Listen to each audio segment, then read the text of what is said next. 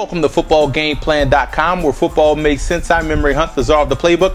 Bring you an NFL Week 7 preview between the Chicago Bears and the Tampa Bay Buccaneers.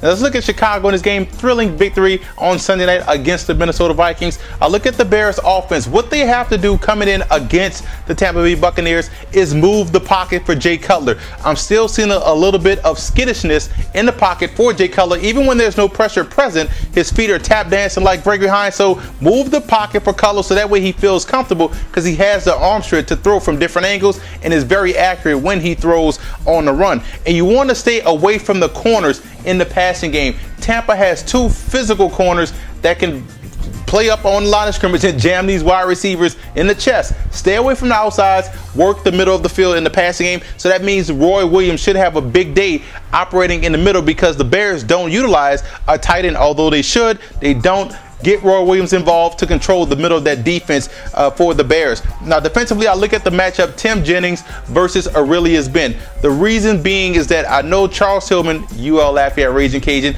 will have his way with Mike Williams because they're both physical guys, but Aurelius Ben you can't allow Aurelius Ben to have success because he has a deep speed that burns defense. And when Winslow is on the line of scrimmage, I look for the Bears up front to get a bump on him. Do not allow Winslow a free release, otherwise he can do a lot of damage to that cover two. You got to make sure you get a bump on him at the line of scrimmage and utilize that defensive line depth. The Bears have some outstanding defensive talent, especially on the defensive line, guys like Amobi Okoye and also Stephen Paella. Utilize that depth to keep those guys fresh so you can keep that constant pressure on Josh Freeman. Now let's look at the Bucs offense in this matchup. I would say against an aggressive front like the Chicago Bears, more traps, misdirection, draws, anything counters to get these guys going in one direction. You want to use the Bears defensive flow against them.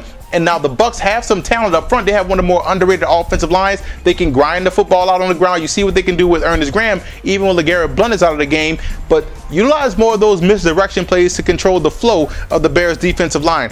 And to combat what the Bears should do against Winslow, move Winslow across the formation. You can actually flank Winslow out as a wide receiver and put a wide receiver in the alignment of a tight end and get some more effectiveness in the passing game, because Winslow is talented enough to be out there on the flank and he will command either a safety, but if he gets a corner, it's a mismatch. So that should be something that the Bucs should look for this week, and continue to attack the field vertically. You see what happens when the Bucs attack the field vertically. They have the talent to attack the field vertically. Continue to do so, especially against those Bears safeties who have middle lapses in coverage. Now defensively, the zone blitz can help out the Bucs this week. Zone blitz to the hot read side. What I mean is, if you see Cutler doing slants to the left side, zone blitz to that side, because he will get rid of the football quickly. Therefore, the guy that drops will be able to get his hands in the passing lane to disrupt the timing, to disrupt the pass play, and perhaps get some interceptions. And the defensive ends have to set the edge in the run game. One thing that Forte does well is bounce it outside and gets downhill, set the edge in the run game, keep everything bottled inside. Now let's take a look at some X factors. The X factors for the Chicago Bears in this matchup has to be Matt Forte again. If he can control the Bucs in the passing game as also in the running game, it opens up a lot for that Bears offense. And the X factor for the Tampa Bay Buccaneers has to be safety Tanard Jackson.